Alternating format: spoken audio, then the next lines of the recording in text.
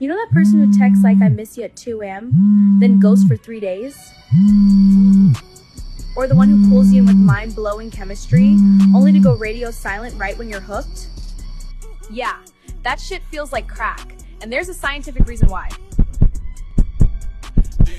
It's called intermittent reinforcement, and it's the exact psychology that makes slot machines addictive. Here's how it works in love. Slot machines don't pay out every time.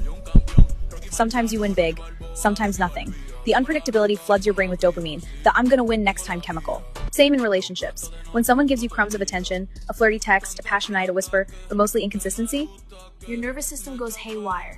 You don't chase the good behavior, you chase the possibility of it. This is why mixed signals feel like the hottest foreplay, until they're not. Your brain is literally wired to obsess over the highs, ignoring the emotional whiplash. It's not you being too much. It's ancient survival wiring hijacked by modern fuckboy fuckgirl tactics.